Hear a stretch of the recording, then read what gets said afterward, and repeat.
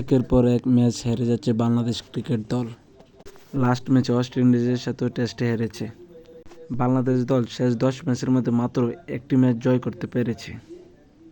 একদম যাত্রীবাহী অবস্থা হয়ে যাচ্ছে বাংলাদেশ ক্রিকেট দলের। সাথে মাঠের বাইরে অনেক টপিক তো আছেই। আজকে থেকে শুরু ওয়েস্ট ইন্ডিজের বিপক্ষে দ্বিতীয় টেস্ট।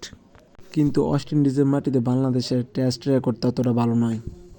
সাথে ইনজুরির কারণে নিয়মিত ক্যাপ্টেনে মেহেদী মিরাজ দলের দায়িত্ব পালন করছেন অধিনায়ক হিসেবে। বোলাররা ভালো শুরু এনে দিলেও ব্যাটসম্যানরা তা ভালোভাবে কাজে লাগাতে পারছেই না।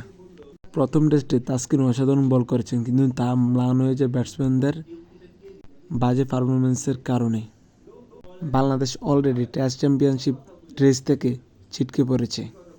বাংলাদেশের একটি জয় অনেক জরুরি। বাংলাদেশ কি পারবে ওয়েস্ট ইন্ডিজকে দ্বিতীয় টেস্টে হারাতে? চ্যানেলটি সাবস্ক্রাইব করে পাশে থাকুন সকল ধরনের আপডেট পেতে।